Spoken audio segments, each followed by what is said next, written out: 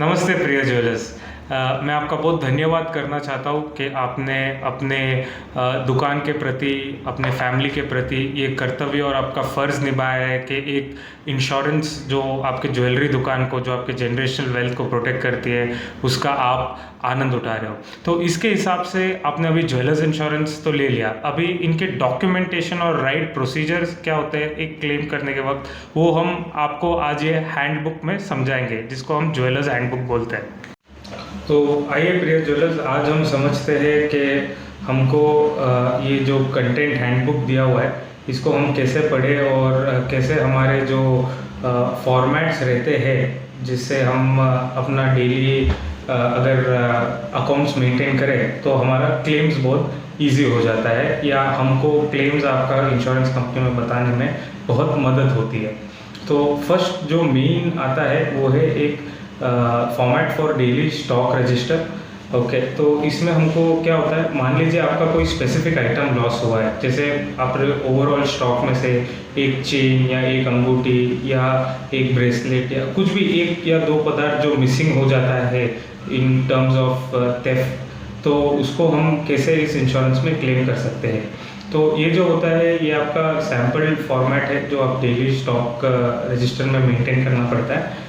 ये stock summary से different होता है। स्टॉक समरी आपको ये बताता है कि आपका total weight of each product, like जैसे gold, silver, diamond, platinum, gems या कोई भी अदर मेटल, उसका क्या टोटल स्टॉक है। बट इसको हम अगर देखें तो ये जो फर्स्ट आपका ये वाला जो सेगमेंट है जो मैंने हाईलाइट किया है, इसको हम स्टॉक समरी बोल सकते हैं। ओके, तो आप मान लीजिए आज का डेट डालिए 01/01/2024 और आपका अगर प्रीवियस स्टॉक मान लीजिए 10 kg गोल्ड था, 200 kg सिल्वर था और डायमंड्स एक 10 कैरेट्स थे, प्लैटिनम मान लीजिए 1 kg था, जेम्स आके एक 40 कैरेट्स तक थे। ओके, तो इसका अभी मान लीजिए कि प्रीवियस डे या प्रेजेंट डे ये सेल हुआ है, एक 500 ग्राम सेल हुआ है, या सिल्वर आके एक 10 kg सेल हुआ है और डायमंड्स आके एक 4 कैरेट्स तक सेल हुआ है, प्लैटिनम आके 0 सेल था और जेम्स आके 10 कैरेट्स तक सेल हुआ है। तो उस दिन प्रेजेंट दिन में आपने क्या परचेजेस किए, तो मान लीजिए आपने 1 kg सोना खरीदा है, ओके, सिल्वर एक 10 kg खरीदा है, 4 कैरेट और डायमंड्स बाई किया है। तो अभी आपका इसमें अगर हम टोटल स्टॉक देखें तो वो हमको इधर मैच होना चाहिए। मान लीजिए 10 kg में से 500 ग्राम सेल हुआ है प्रेजेंट डे और आपने 1 kg परचेज किया है, तो आपका टोटल स्टॉक अभी 10.5 kg गोल्ड हो जाता है। तो ये जब आप नेक्स्ट डे आपके इसमें आप लिखते हो स्टॉक रजिस्टर में, तो आपको 10.5 kg कैरी फॉरवर्ड करना चाहिए, सिल्वर को 200 kg कैरी फॉरवर्ड करना चाहिए और 10 कैरेट्स डायमंड कैरी फॉरवर्ड करना चाहिए। सेम विद प्लैटिनम और जेम्स। ओके, सो ये आपका ये जो सेगमेंट हो गया, ये आपका स्टॉक समरी हो गया। और अभी अगर स्पेसिफिक लॉस होता है तो हम लोग इसको, आप अगर ऐसे डिवाइड करके रखते हो तो हमारे लिए बहुत इजी हो जाता है। जैसे मान लीजिए आपके गोल्ड के रिंग्स हैं और उनके 2 क्वांटिटी है, तो उनका जो ग्रॉस वेट है, टोटल वेट, तो वो हम 100 ग्राम्स कंसिडर करते हैं। और जो नेट वेट है, तो मान लीजिए पर पीस आपका 50 ग्राम्स है, तो उसको आप नेट वेट डाल सकते हो। So into pure weight, pure का जो वेट है वो आता है इनटू 92%, तो 100 इंटू 92% आपका वापस 92 ग्राम्स का आपका टोटल प्योर वेट होता है। तो इससे आगे अभी मान लीजिए अगर एक रिंग स्टोलन हो जाती है तो हमको मालूम है कि हमको 50 ग्राम्स का आपको क्लेम चुकाना है, और इंश्योरेंस कंपनी को ये प्रूव करने में हमको बहुत आसानी हो जाती है।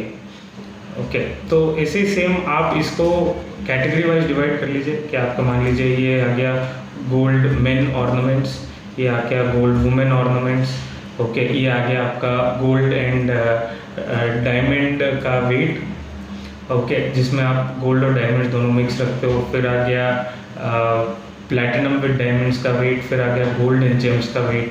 ओके, तो ऐसे आप अन्य कैटेगरी बना सकते हो, सिल्वर और जो जो आपकी कैटेगरी आती है।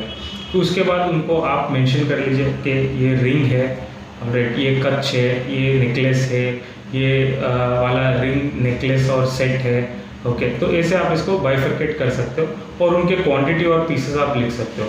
तो इससे क्या होता है, हमको ये ग्रॉस वेट और टोटल वेट का एक अंदाज़ा मिल जाता है। और उससे हम ये भी आपसे रिक्वेस्ट करते हैं कि मान लीजिए आपका जो डायमंड्स और जेम्स है, तो उसको आप कैरेट वाइज हिसाब करके नंबर ऑफ पीसेस लिख के पर कैरेट आपका कॉस्ट प्राइस लिख के, बिकॉज इंश्योरेंस पॉलिसी में ये लिखा गया है कि आपके कॉस्ट प्राइस के हिसाब से आपका क्लेम सॉल्व होगा करके। तो इसका एडिशनल प्राइस 4000 या 10,800 जो भी आप, जिससे भी अगर आपका कोई मेकिंग चार्जेस है वो डायमंड को फिक्स करने में या सेटिंग कराने में, या वो जेम्स का फिक्सिंग या सेटिंग में, तो वो भी आप इधर मेंशन कर सकते हो। तो इससे क्या होता है, हमको आपका टोटल वेट मालूम पड़ जाता है। एंड वेट में अगर कोई आइटम मिसिंग है तो उसको हम रिड्यूस करके जो लॉस्ट आइटम है उसका हम आपको क्लेम करवा सकते हैं। सो ये रजिस्टर रिटेलर्स को ज़्यादातर मेंटेन करना बहुत ज़रूरी होता है, बिकॉज रिटेलर्स के यहाँ पे फ्लो ज़्यादा होता है कस्टमर्स का। एंड जब भी आप कस्टमर्स से दिखाते हो, वापस रखते हो ट्रे में, तो at the end of the day जब आप स्टॉक लेते हो, तो अगर आपका कोई आइटम मिसिंग है तो सिर्फ सीसीटीवी कैमरा और ये सैंपल स्टॉक रजिस्टर से आपका 90% डॉक्यूमेंटेशन का काम खत्म हो जाता है।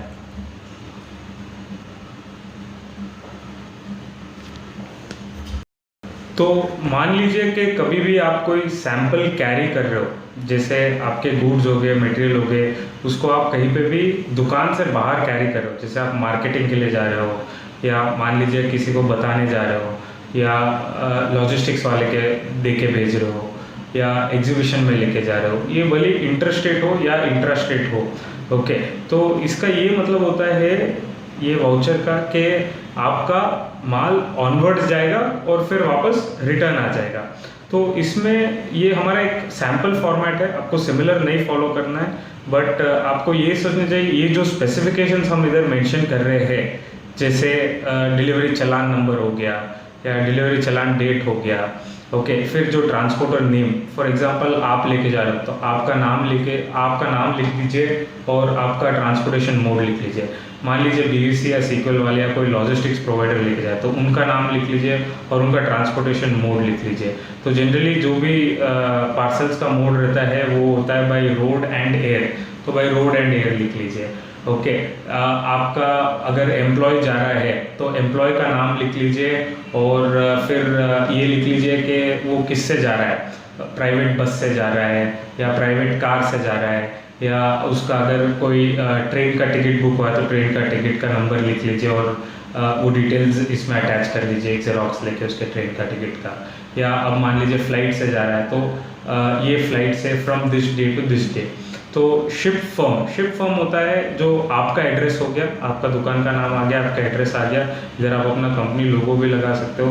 कंजाइनी बिलिंग एड्रेस, मतलब अभी मान लीजिए कि ये अगर एक स्पेसिफिक दुकानदार को जा रहा है तो स्पेसिफिक दुकानदार का नाम लिख लीजिए। अगर दुकानदार को नहीं जा रहा है और वो सराउंडिंग एरिया में जा रहा है तो आप वो सराउंडिंग एरिया में एक या दो दुकानदार का नाम लिख लीजिए या सिर्फ वो एरिया का नाम लिख लीजिए और इधर आप डिटेल्स डाल दीजिए। तो इससे क्या होगा, आपका जो अगर जीएसटी ऑफिसर्स भी कोई पकड़ ले तो ये आपका वैलिड प्रूफ रहेगा। एंड सेकेंडली आपको ये भी लगेगा, अगर इंश्योरेंस के क्लेम में भी ये लगेगा हमको कि जो कुछ लॉस हुआ है तो इधर उसके डिटेल्स आ जाएंगे। और अगर कंजाइनी, अगर जिसका कोई अगर डिलीवरी एड्रेस सेम नहीं है, मतलब मान लीजिए आपका कोई एक्स ज्वेलर ने बुक किया है और वो अपने भाई की दुकान में डिलीवरी ले रहा है तो उसका भी आप डिटेल्स इधर लिख सकते हो, ठीक है। और फिर इधर जो ये मेन रहता है पर्पस ऑफ मूवमेंट, तो पर्पस ऑफ मूवमेंट में आपको ये डिस्क्राइब करना चाहिए कि चलो आज हैदराबाद जा रहा है मार्केटिंग के लिए आपका बैंगलोर से, तो आप लिखिए कि मार्केटिंग इन हैदराबाद और रोड का नाम, जैसे हाँ उधर के बाज़ार का नाम वो लिख लीजिए और उधर वो मार्केट करके आपको वापस लेके आएगा, ठीक है। तो ये आपको सारे इसमें ये डिटेल्स फिल करना बहुत मैंडेटरी होता है। फिर इधर सीरियल नंबर्स डाल दीजिए कि क्या क्या आपके डिस्क्रिप्शन ऑफ गुड्स जा रहे हैं, ओके। अगर आपका सेल नहीं बन रहा है तो आपको जीएसटी मेंशन करने की ज़रूरत नहीं है, ओके।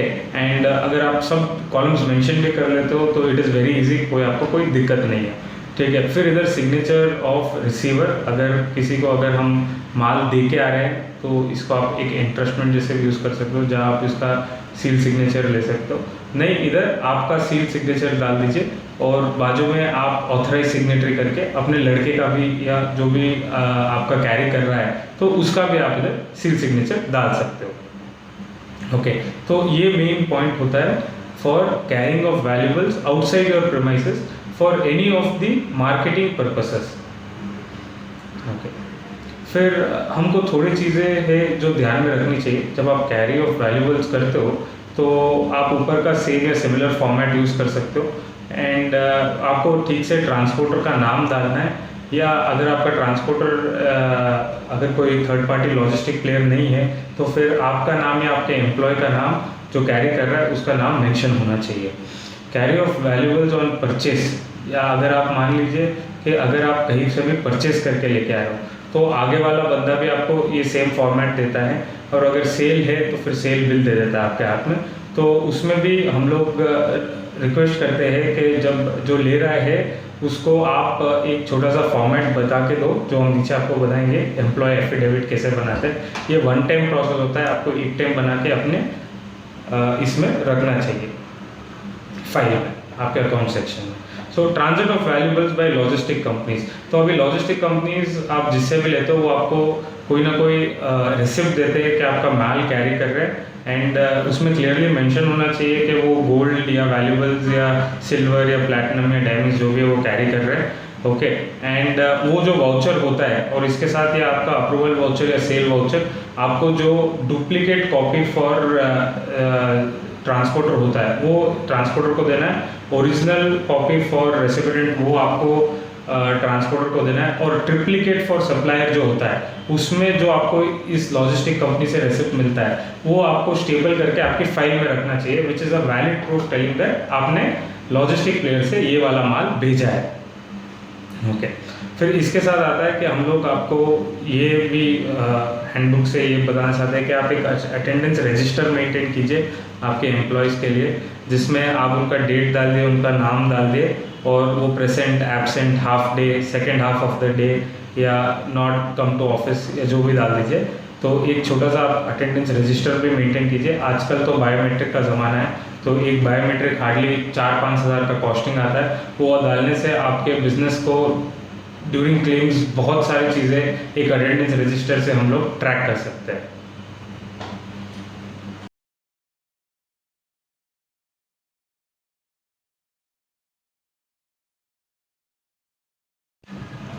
जब कोई भी एम्प्लॉय हमारा फर्म ज्वाइन करता है तो हमको उसको एक जॉब डिस्क्रिप्शन या उसका क्या काम रहेगा ये हम उसको एक लेटर हेड पे नोट डाउन करने से फिर हम जब उसको हाथ में माल देते हैं या वो कहीं से परचेज करके लेके आता है तो it is a legally interested letter और लीगली इंटरेस्टेड सर्टिफिकेट बोल सकते हैं।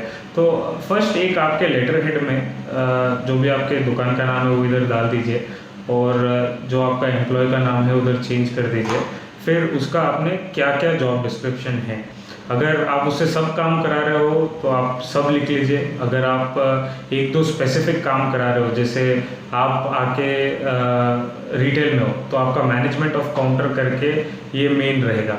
अगर उसका काम आके बाहर जाके डिस्प्ले करना है, लोगों को बताने का है, तो उसको आके आप आउटडोर मार्केटिंग और सेल्स परचेस और insurance for any job work, so ये आके आपको उसको एक सर्टिफाइड बना के ये बताना है कि वो सब जगह ट्रैवल कर सकता है 1 ग्राम से लेके 10 केजी सोना तक, और आगे का काम जो आगे का जो काम है सेल्स प्रपोजल बताना या सेल्स का ऑर्डर लिखना, तो ये सब आके उसके कामकाज है। तो ये आप पढ़ के एक उनका वन टाइम उनका आपके लेटर हेड में आप उनका जॉब डिस्क्रिप्शन बना के रखिए।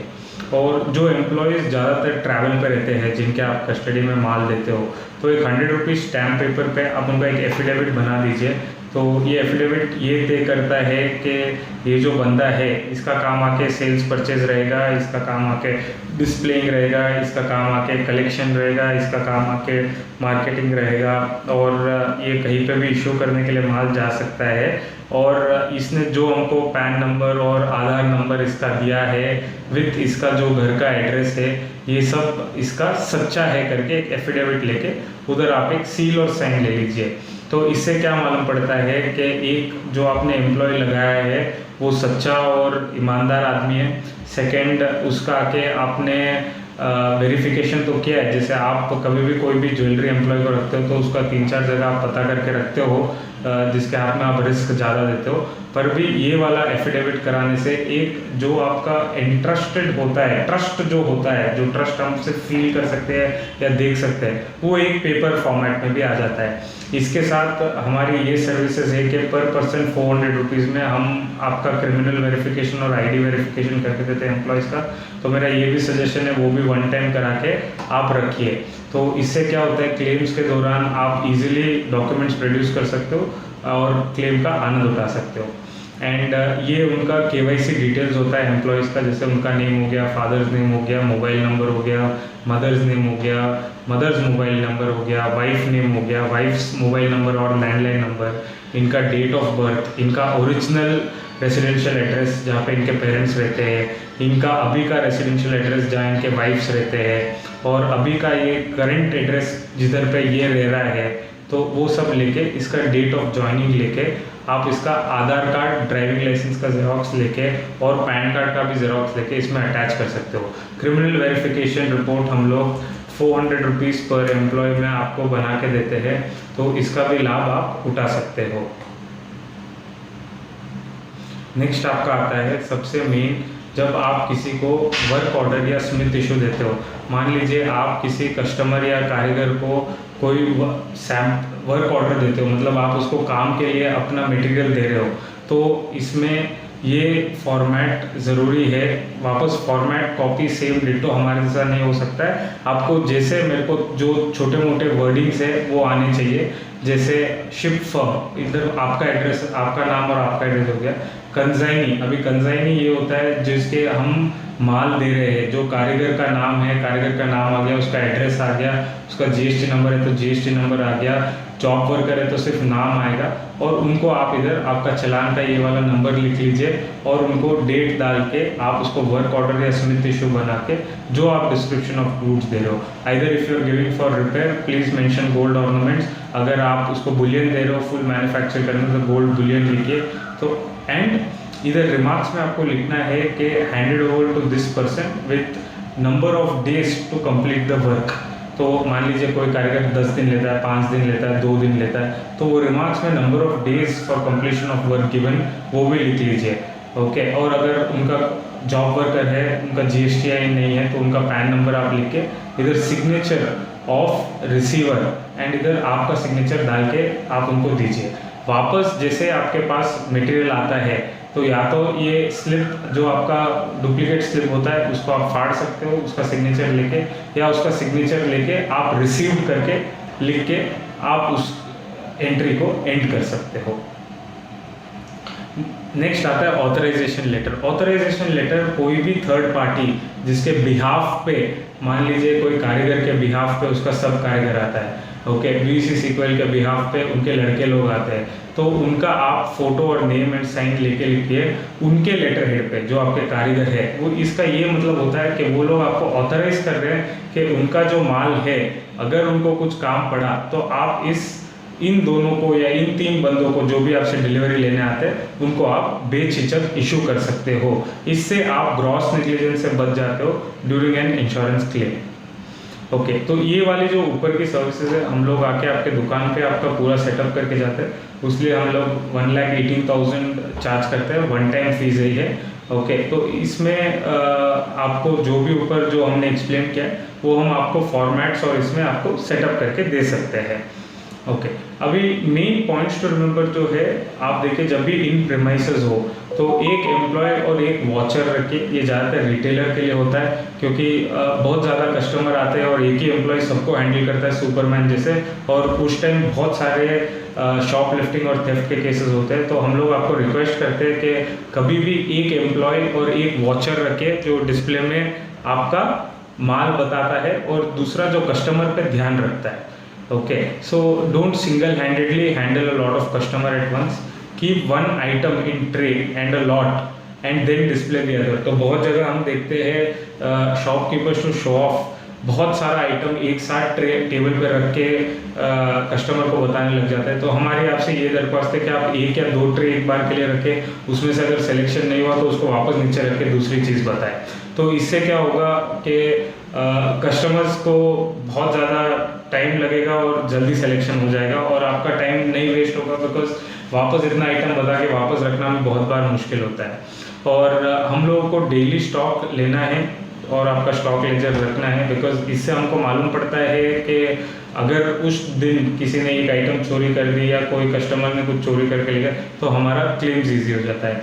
हम लोग आपसे रिक्वेस्ट करते हैं कि एटलीस्ट 90% ऑफ आपका जो भी सोने का स्टॉक है उसको आप सेफ में रखिए, because after business hours 90% of your stock safe में रखना चाहिए, बिकॉज ये मैंडेटरी इंश्योरेंस कंडीशन है।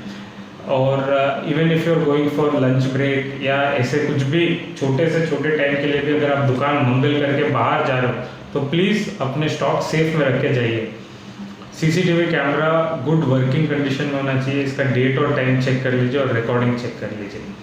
जब भी आप किसी कारीगर या किसी भी जॉब वर्कर को इशू करते हो तो उसको प्लीज़ ऐसी जगह से इशू कीजिए जहाँ से सीसीटीवी कैमरा रिकॉर्डिंग है। ऐसे नहीं कि चाय दुकान या रोड पे उसको माल दे दिया और फिर वो दिखा ही नहीं।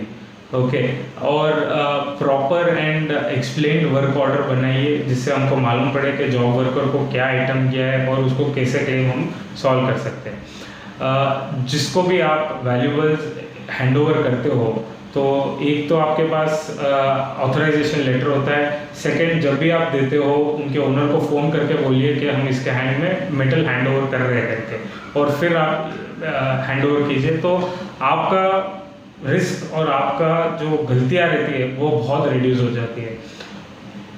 Maintain one time authorization letter for workers and their employees. Okay, फिर request your smith to keep all valuables in the lock premises when not in the premise. तो ये बहुत ज़रूरी होता है कि आजकल बहुत कारीगर ये करते हैं कि जब उनका आइटम नहीं है तो वो कहीं पे भी दुकान में रख के फेंक के चले जाते हैं दुकान बंद करके, या दुकान के बाहर खड़ के बातें करते रहते हैं, या कोई भी दुकान में नहीं है और इधर उधर चाय पीने चले गए। तो ये गलतियाँ आपके स्मिथ को बोलिए कि प्लीज़ जब प्रीमाइस में माल नहीं है तो प्रीमाइस ठीक से बंद करके चाहिए। ओके, एंड सब जिनको आप काम देते हो उनका पैन, आधार, फोटो, हाउस एड्रेस, ये ऐसी चंद चीज़ें रखिए, बिकॉज आपका जो गुड्स है वो बहुत एक्सपेंसिव है और कोई भी अगर आपको धोखा दे दिया तो फिर जो लीगल प्रोसीजर्स होते हैं धोखे से बचने के, तो वो इन्हीं KYC और KYE के बेसिस में हम लोग बच सकते हैं। और जब भी आप कोई नए स्मिथ या नए ज्वेलरी और जिसके साथ काम करना चाहते हो, एटलीस्ट 3-4 लोगों से पूछिए इसका हाथ कैसा है, क्योंकि आजकल बहुत लोग बहुत छोटा छोटा अमाउंट लेके ज्वेलरी दुकानें बना रहे हैं और ज़बरदस्त इंटीरियर्स दे रहे हैं और होलसेलर से माल लेके 1-2 महीने में बंद करके भाग जा रहे हैं। So please always ask for references and सब जिस भी चीज़ में आप किसी को इंटरेस्ट करते हो, किसी से ट्रस्ट पे लेते हो, तो उसमें नेम, डेट, नाम, सिग्नेचर, ओके, वो और वेट, क्वांटिटी, ये सब क्लीन से मेंशन कीजिए, बिकॉज ये सब भी आपका लीगल प्रूफ बन जाता है कोई भी क्लेम के टाइम। ओके, और जब भी आपके एम्प्लॉयज़ या आप ट्रांजिट पे हो तो मेन ये समझिए कि एफिडेविट बहुत ज़रूरी है, क्रिमिनल वेरिफिकेशन बहुत ज़रूरी है। 2 जने को हमेशा साथ में भेजिए। एक जना ठीक है आप जा सकते हो इंश्योरेंस केस से, बट सेफ्टी के रीज़न से हमेशा 2 जने साथ में ट्रैवल कीजिए। ओके, एंड जब भी आप बैग लेके ट्रैवल करते हो तो बैगेज को 1 आर्म डिस्टेंस में रखना चाहिए, उसको कभी अनअटेंडेड नहीं छोड़ना चाहिए। भले आपको टॉयलेट जाना है, भले आपको एक 10 सेकंड का काम था ऊपर नीचे जाने आने का, प्लीज़ जो भी आपके वैल्यूबल्स है आपके कस्टडी में रहना चाहिए, बिकॉज इंश्योरेंस क्लियरली मेंशन करता है in custody of partners, directors, कारीगर्स, थर्ड पार्टीज एक्सेट्रा। तो उसको कभी भी हमको अनअटेंडेड नहीं छोड़ना है जहाँ पे भी हमारा रिस्क है, क्योंकि हमने बहुत सारे जगह देखे हैं जहाँ क्लाइंट आके अपना वैल्यूबल्स का बैग 2 व्हीलर एक्टिवा की डिक्की में भूल के फिर एक्टिवा को कहीं पार्क करके और कहीं दूसरी जगह जाके आता है और फिर देखता है कि किसी ने डिक्की तोड़ के माल ले लिया, बट वो ग्रॉस नेग्लिजेंस हो जाता है। इसलिए हम लोग आपको रिक्वेस्ट करते हैं कि हमेशा अपने आइटम्स अपने पास रखें। ओके, और जब भी आप लेके घूमते हो ऑलवेज मेक श्योर दैट एक एंट्रस्टमेंट है जिसमें आपका रीज़न फॉर मूवमेंट एक्सप्लेन किया गया है, और ज़्यादा से ज़्यादा ये देखिए कि आप रिजर्व कैटेगरी में ट्रैवल करें, कोई भी अनरिजर्व कैटेगरी या विदाउट टिकट या ऐसे कोई भी अनलग्जूरियस जहाँ पे सेफ्टी नहीं है, जैसे ट्रेन में जाना है तो चलो पैसे बचाने के लिए थर्ड क्लास में चले गए और या रिजर्व कोटा में चले गए। प्लीज़ ऐसे मत कीजिए। जब आपके पास वैल्यूबल्स और ऑर्नामेंट्स है, ज़्यादा से ज़्यादा फर्स्ट क्लास में ट्रैवल कीजिए, ज़्यादा से ज़्यादा एसी स्लीपर बसेस में ट्रैवल कीजिए, ज़्यादा से ज़्यादा फ्लाइट्स पकड़िए और बैग अपने पास रखें। सो इससे क्या होता है कि आपका एग्जैक्ट जो भी आपका रिजर्व कोटा होता है वो हमको मिल जाता है। एंड अगर बहुत भी ज़्यादा अगर ज़रूरत पड़ गई कि हमको अनरिजर्व कैटेगरी या मान लीजिए कि कोई नॉन एसी कैटेगरी में ट्रैवल करना पड़ा, तो आपके बैग को हथकड़ी बांध के या तो अपने हाथ से बांध के रखिए या अपने चेयर सीट से बांध के रखिए, जिससे वो अनअटेंडेड नहीं हो या कोई उसको लेके भाग ना सके। और जब भी आप ट्रैवल कर रहे हो ये मेन याद रखें कि कोई सोए ना। अगर बहुत ज़्यादा डिस्टेंस होता है तो हम लोग हमेशा सजेस्ट करते हैं कि 2 जने जाए तो एक जना सोए और एक दूसरा जना बैग का ध्यान रखे एंड ऑल्टरनेटिवली ऐसे उसको हैंडल करे सिचुएशन को। जब भी लॉजिस्टिक्स को इशू करते हो देखिए कि आपका जो पार्सल है वो ठीक से पैक हुआ है, थरोली टेप्ड हुआ है, ओके। कवर, टैग्स और बारकोड्स चेक कीजिए उसमें, ओके। उनके काउंटर रेसिप्ट्स मेंशन कीजिए आपके डुप्लीकेट वाउचर पे एंड क्लीन से उनका एक बार साइन और पढ़िए कि ठीक से एड्रेस और नाम सब आया क्या। एंड फिर पैकेजेस का वेट ठीक से चेक कीजिए, ओके। सो जब भी आप स्टॉक एग्जीबिशन में बेचते हो तो आपको ये ध्यान रखना है कि आपको इंट्रस्टमेंट और स्टॉक ट्रांसफ़र के करेक्ट डिटेल्स डालना है और जहाँ पे आप पर्पस ऑफ मूवमेंट लिखते हो वहाँ पे एग्जीबिशन का वेन्यू, एग्जीबिशन के डेट्स एंड रिटर्न डेट्स सब लिखना है। जब आपके एग्जीबिशन में स्टॉल्स में सीसीटीवी कैमरा कंपलसरी होता है तो आप ये भी ध्यान रखिए कि सीसीटीवी कैमरा में करेक्ट डेट और टाइम आ रहा है और रिकॉर्डिंग हो रहा है और 2 लोग हमेशा स्टॉल पे रहे और बाकी सब डिटेल्स हमने इधर दी है। तो आई थिंक बहुत सेम एक्सप्लेनेशन है बहुत सारे स्लाइड्स में जो आपको इन प्रीमाइसेस फॉलो करना चाहिए, तो उसको एक बार थरोली पढ़ लीजिए।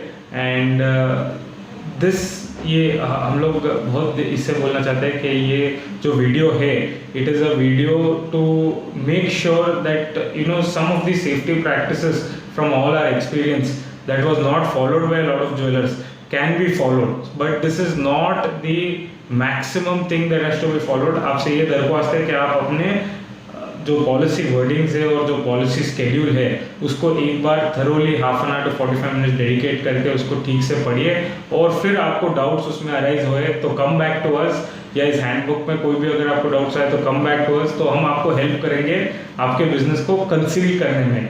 प्लीज़ डोंट थिंक कि सिर्फ ये हैंडबुक पढ़ ले तो हमारा काम हो गया। आपको एक बार ज्वेलर्स इंश्योरेंस के पॉलिसी बॉन्ड और वर्डिंग्स पढ़ने ही पड़ेंगे and please go to it thoroughly because ये वन टाइम काम है। आप ये एक बार कर लिए बिकॉज इंश्योरेंस ऐसी तरह से बनाया गया है कि आप गलतियाँ ना करें और उसके दौरान भी गलतियाँ हो जाए तो इंश्योरेंस है। तो ये सब समझ के आप क्लीन से ये वीडियो देखें और ज्वेलर्स इंश्योरेंस बहुत से बहुत ज्वेलर को रेफ़र कीजिए बिकॉज सब अपने पूंजी और बाप दादा के पैसे लेके आके इसमें डालते हैं और उनको अगर नुकसान हुए तो हमारे समाज को ही दुख होता है एंड हमारे ज्वेलरी इंडस्ट्री को हर्ट होता है। तो वो नज़रिए से मैं आपसे दरख्वास्त करता हूँ कि बहुत से बहुत जने को इंश्योरेंस लेने के लिए रेफ़र कीजिए, वो भले हमसे ले या किसी से भी ले, बट इंश्योरेंस लेना बहुत ज़रूरी है। थैंक यू, धन्यवाद।